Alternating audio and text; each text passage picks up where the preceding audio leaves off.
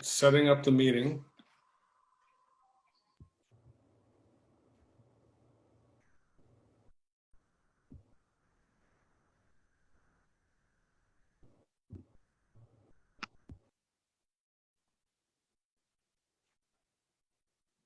And I cannot tell if we're live or not.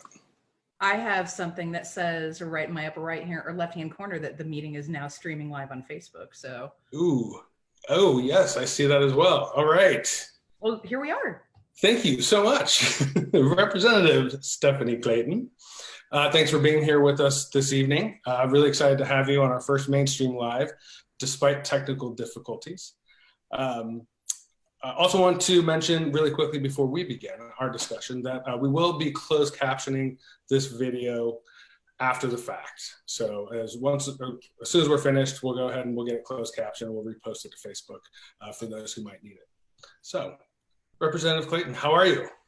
Oh, I'm doing great, or as well as can be expected under these circumstances. I think a lot of us have adapted fairly quickly. And, I'm really pleased with the way that Shawnee Mission teachers have been handling things. I think we're in our second week of, continuous learning, and my kids seem to be doing fine with it. So, we're doing all right. Great. So I heard the biggest thing with the kids is the schedule. Even if it's not the regular schedule that they're on. My husband and I don't have kids, so I hear stories from friends and my sisters that they have to make sure that they're on that schedule every single day, no matter what. Yeah, I tried that and there was a bit of a mutiny. And so the way that I've been making it work is I just act like I don't care. And so, and then my kids end up caring. So it's a reverse psychology. I'm like, oh, I don't know. Like if you want to go to your Zoom with your teacher, that's fine. You can. And right. So they are more in control of things now. And so they're setting the tone and everyone's a lot happier. Great. That's glad to hear that.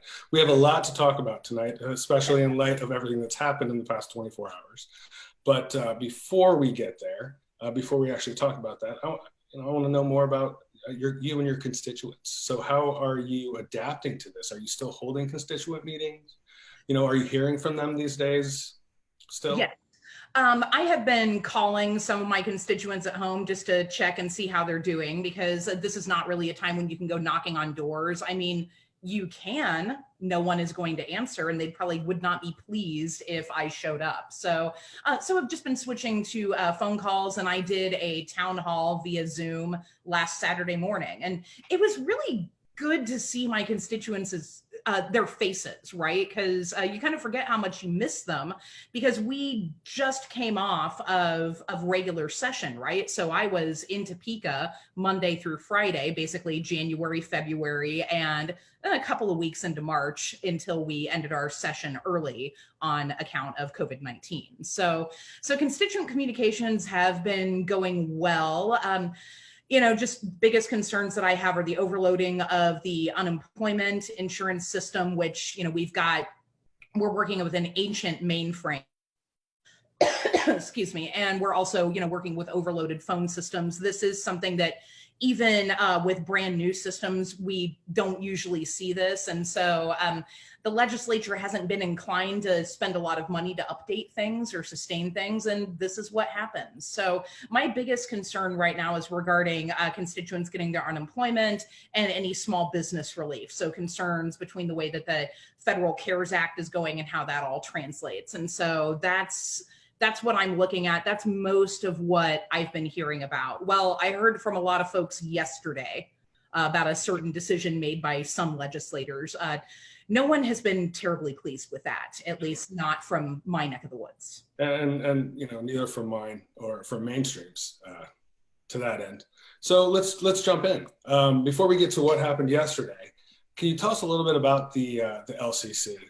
Excuse me. All right. So a lot of people, we don't usually think about what the LCC is. It stands for Legislative Coordinating Council, and it's a 7-member committee. So it has the Senate President and the Senate Majority Leader and the Senate Minority Leader.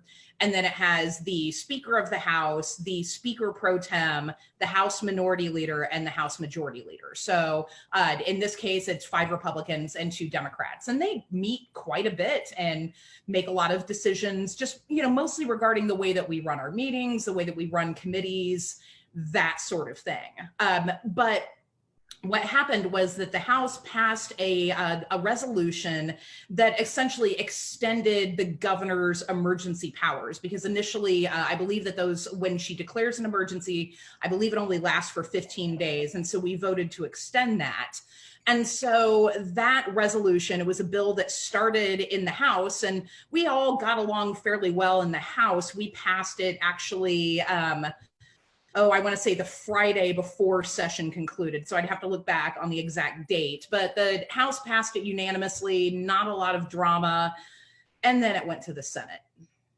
And so after it went to the Senate, there were several amendments that were added on that sort of restricted some powers. And I think, it did pass unanimously in both the House and the Senate because we were in an emergency situation. And I think, especially in the House, we were operating under a wonderful umbrella of trust. So we were operating in a wonderful bipartisan way. We were all getting along. We all understood that there was an emergency.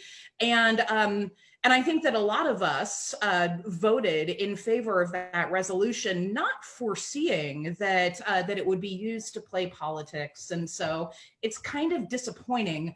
But one thing that is strange about this is actually seeing all of this political drama popping up is actually making me less frightened about situations in general regarding COVID-19, because this is normal. This type of political infighting, it's normal.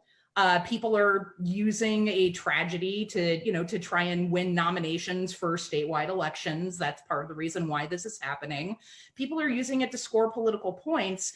And as frustrating as that is for a lot of us, it's strangely heartening to see, oh, look, politicians are doing what politicians do, just like the sun is rising and setting every day. So I'm disappointed, but I'm not surprised. And that's kind of how things have tended to work out there. So do you think you'll be going back on April 27th?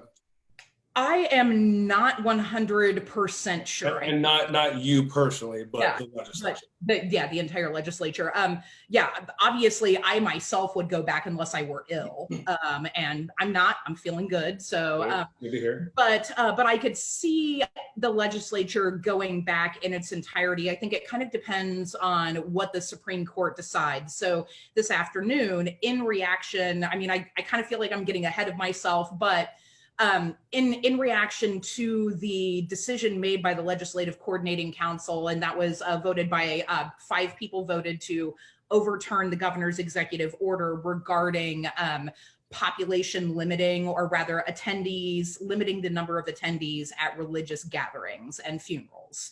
And so once that was overturned this afternoon, the governor decided to bring suit against the Legislative Coordinating Council and requested an expedited decision. So I'm not sure how soon we'll hear from the Supreme Court, but one of the things that she did mention was that these sorts of decisions should be made by the entire legislature and not just that 7-member council. And so if that is the case, I see it as much more likely that the entire legislature gets called back in.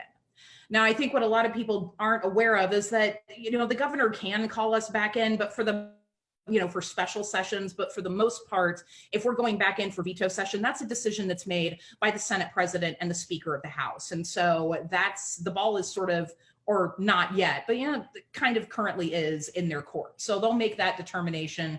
But right now we are set to return on May 27th. Oh, right. May 27th. What did I say? Not May, I'm sorry, April. Okay. Yeah. Sorry, a lot of people are mixing up their days. Apparently, I'm mixing up the months. So today's Monday, right? Quarantine thing. Yeah. Yeah.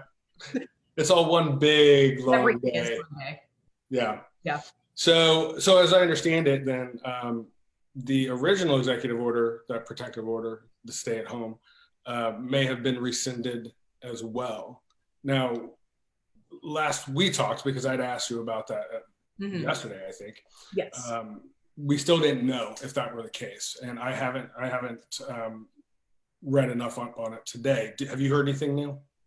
I have not heard from staff one way or the other if that actually is in place or if it isn't. And I'm operating under the assumption, we knew this.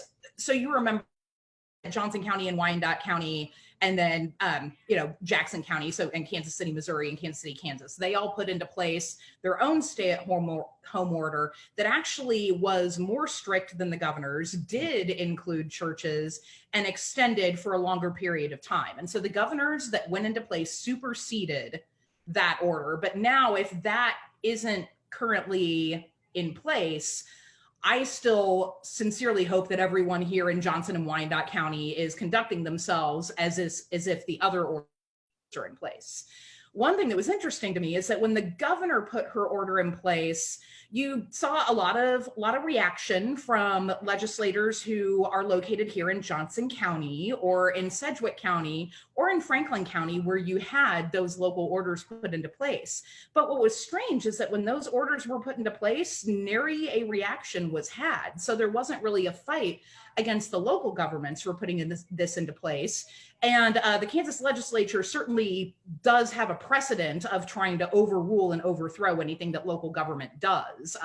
That's certainly been something that I've seen in my years in the legislature. So it was a little strange to see that there wasn't a reaction when these local orders went into place, but all of a sudden, if it's a governor doing it, now there's a reaction. So to me, I know that we've been hearing that this isn't political, this isn't political, this isn't political, but if you look at those different reactions, then it's like, well, and then, you have to think about Margaret Thatcher. She had a saying that you're powerful is like saying that you're a lady. If you have to say you are, then you aren't.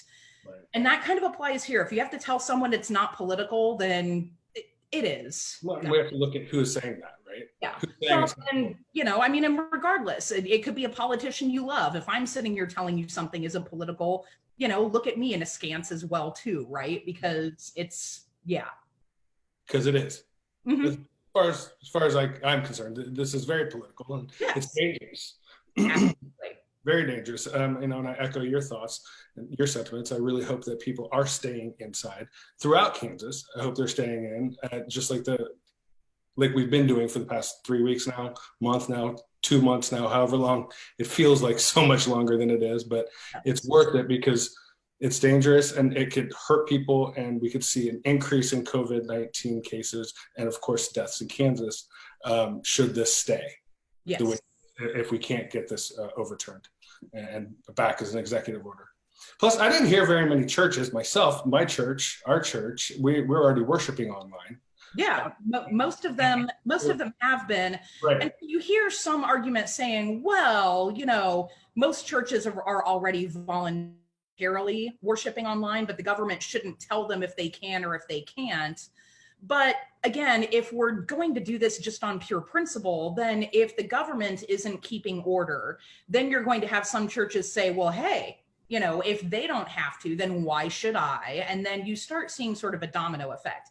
Anyone who's parented children knows that you don't want to, start making these types of exceptions. And I know, it's unfortunate because I don't think a lot of us really like being constricted, but I kind of see this as, how like you exercise and you diet because later on you're going to look good. We're doing this, we're playing the long game here. And so we're staying inside in the spring. So hopefully we can have a good summer or a good fall and return back and bring back all of the things that we miss. So it's not easy. And especially, again, the part that concerns me the most is the monetary hit that a lot of my constituents are taking. So, and frankly, the danger that a lot of people are in. So I do think about that. The things that frighten me the most are my constituents not being able to provide for themselves or their families, or them becoming ill or dying. So, and most of the time as a legislator, you think, oh, I just want to give them this tax break, or I really care about this pet issue. And now all of a sudden we're looking at protecting them on that very, base level at the bottom of Maslow's hierarchy of human needs. And we don't want to be at the bottom as legislators. We want to make sure that our constituents are getting all of the best stuff. And right now we're just trying to make sure that everyone's okay. And that's the biggest thing about this that's changed. Right. Thank you for that. You're welcome.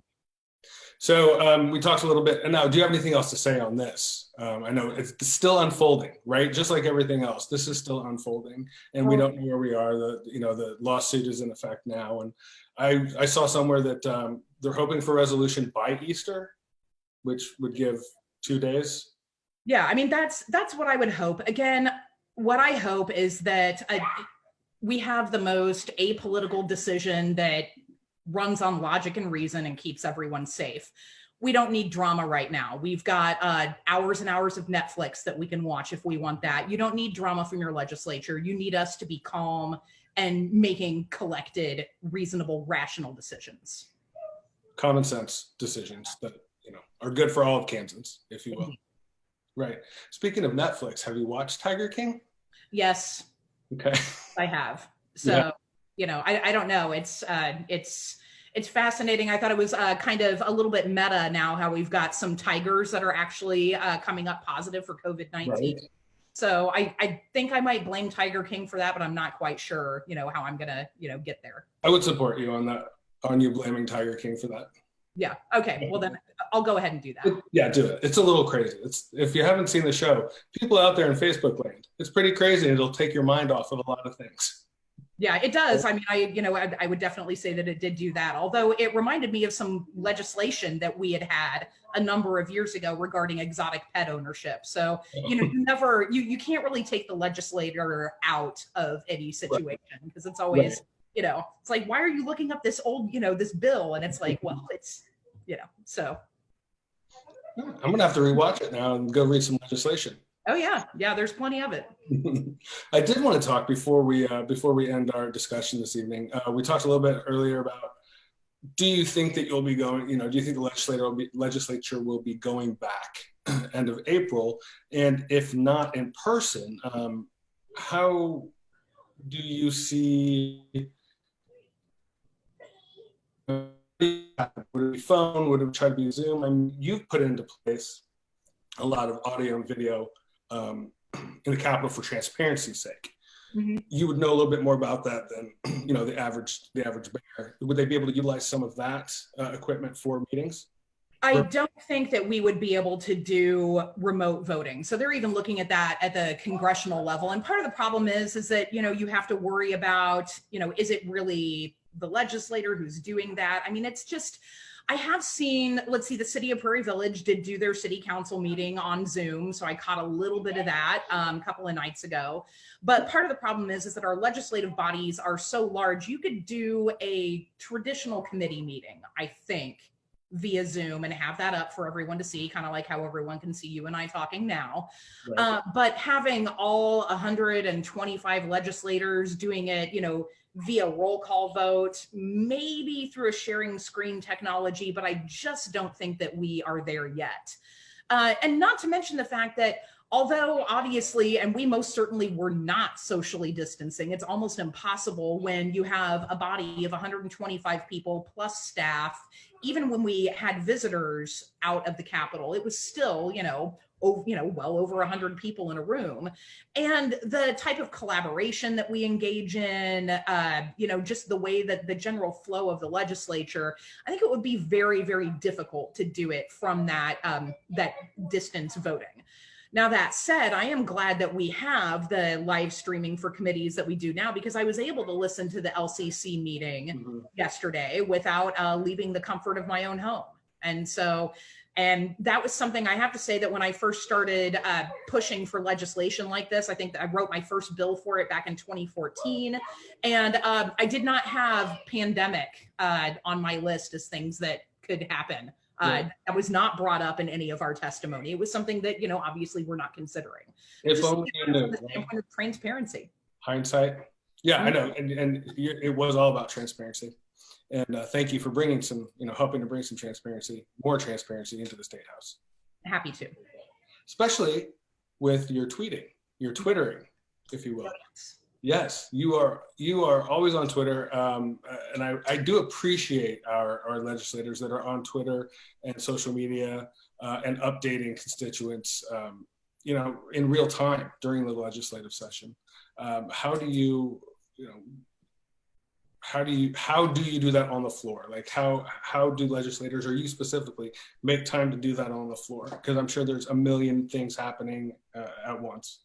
Well, honestly, when I first started, I just started keeping track of everything through my laptop. So Twitter is almost my notes in many ways. It's like I want to go up and look up my voting record right away. I can do that through advanced search. And so it's just been easy. I can type fairly fast. I have my mother to thank for that. And it is funny. I didn't realize how much time I tweeted when I was at the legislature until it was the last week when we were in session, when things were very heated with the pandemic. And my dad texted me and he said, "You haven't tweeted in like 12 hours. Are you okay?" And I'm like, "Yes, Dad, I'm fine." So it was cute, but that's how my folks keep up with what I'm doing. And, so it started off as just a way to inform constituents and became a way that I keep track of a lot of what we do on the floor, because sometimes schedules can alter, sometimes things can change. And so that live that sort of live play-by-play that I like to provide has been, helpful to my constituents and frankly helpful to me. Great. It definitely is. Thank you very much. Thank you. Definitely welcome your perspective there. So I don't have any other questions for you. Do you have anything else that you'd like to talk about tonight? I know we're asking Facebook Livers to people watching us tonight to submit questions. Representative Clayton and I cannot see them. So we'll have one of our mainstreamers behind the scene texting those questions over to us. So if you have questions, please put them in the chat, and I'm sure Representative Clayton would be happy to answer those. Yeah, I'm sure there'll be a little bit of a lag, but no, I guess the main thing is that, I'm worried about my constituents. That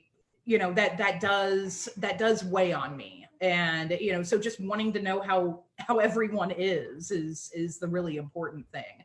Because I think for the most part, my shelter in place has been fine. I self-quarantined as soon as I came home. I think we gavelled out on March 19th. And the first time I left my house was a couple of nights ago when I went across the street with my youngest child to look at the moon, because we couldn't get a good view. But I have not left my house since. And it's amazing, how fairly easy that and for me, but it's not easy for everyone. There are people who are essential workers who have to leave the house every day. I worry about people, how do single parents manage school, distance learning. I worry about that. I worry about people's health a great deal. So it's, that does weigh on me. So I do want to hear how people are doing and know if there's anything that I can help and get people connected with. So you bring up a really good point. How does this change your thinking, your mindset, or how do you see this changing the way that you make decisions going forward as a representative?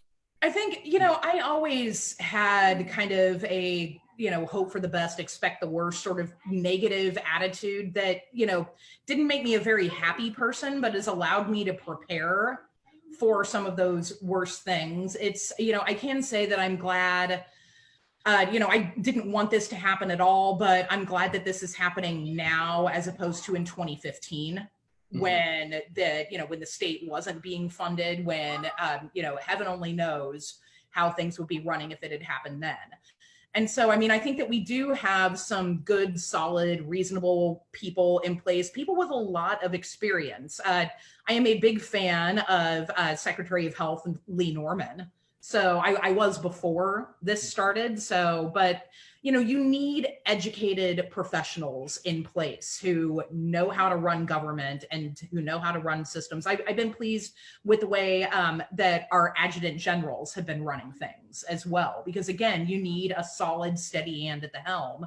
And I do think that we have that, and the funny thing is that yes, of course, I'm irritated with some of my colleagues with some of the, the extra drama that they've been bringing. But I also look and it's like, well, that's fine. They are allowed to say their piece. And it's fine that they have a voice. So dissent is something that happens. You've got a lot of people whose emotions are running high right now, and they need to say what they need to say. Anyone who follows me on Twitter knows that I'm not always pleasant either. So things get a little bit terse, and not everyone's constituents are experiencing what my constituents are experiencing. So you have people in different parts of the state that are having a very different experience than folks are over here. So it's, Yeah, it's very different for everyone, very different for every part of Kansas, like you were saying. Absolutely. And so you just kind of have to keep that in mind, which I think that, at least here in Northeast Johnson County, I can speak to that because that's where I live and, that's where I work. I think our reps in Northeast Johnson County, at least, they think about that. And I know they think about that in the State House, and I just have to extrapolate that to the rest of the legislature, and I hope the same. Absolutely. Have some questions coming in. Good. So what does all this mean for the future of the Kansas budget? Or what do you foresee it meaning? I foresee a very tight Kansas budget. So for a while there, after we fixed the tax plan, we were able to kind of put some really good things into place. We've never been at the point where we have a surplus that we're fighting over. At least not really. I mean, we have what some people perceived as a surplus, but I don't really see any sort of budget surplus occurring until we have, for instance, paid for all of, to redo all of our mainframe computers and to fully staff a lot of our agencies, that sort of thing. So I foresee a major belt tightening. There are lots of things that I wanted to do that I'm just going to have to let go. So what would one or two of those be?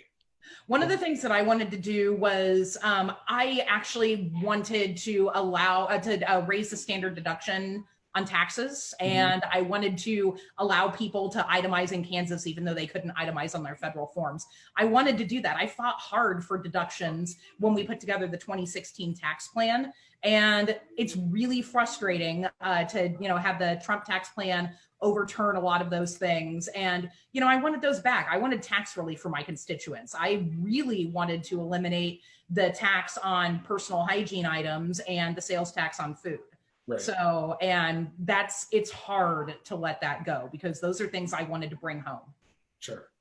So people on Medicaid are already struggling. What'll happen now? I think one of the things that will happen now is, we did appropriate some extra funds into the budget to deal with COVID-19. And so I'm hoping that some of that goes to some relief for them. If we do go back into session, we need to expand Medicaid. We needed to expand Medicaid yesterday and several years ago. It was a very important thing that, that needed to take place because now we've got a lot of people who are suffering needlessly because of that. And so again, I think that we do have some budgetary things in place to help some of those who are already struggling, but I'll tell you right now, it's not enough.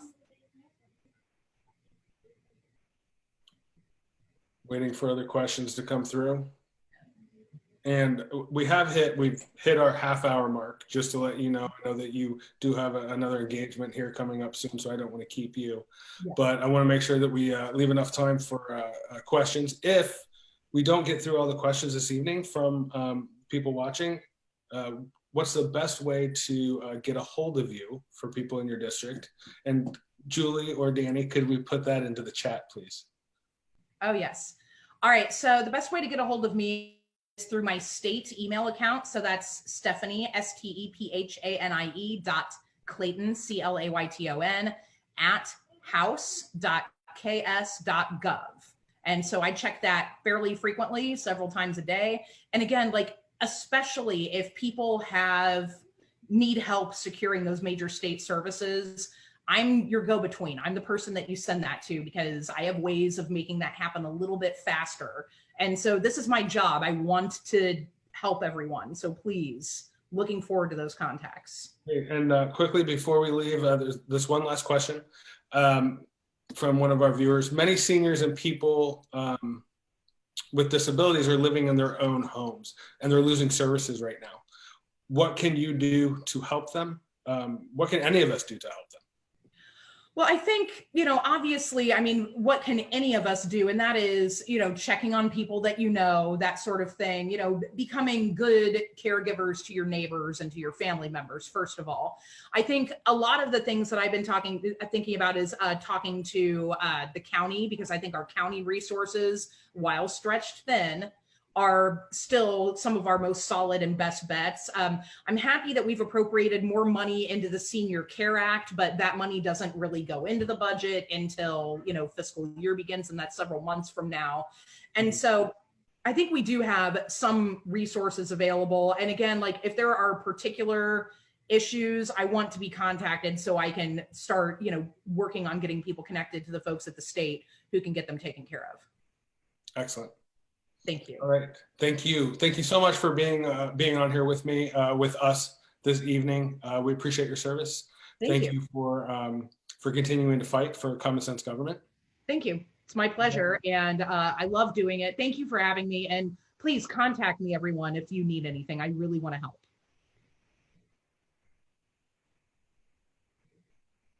And I'm sure we will. Thank you so much. You have a wonderful evening. Thank you. Bye.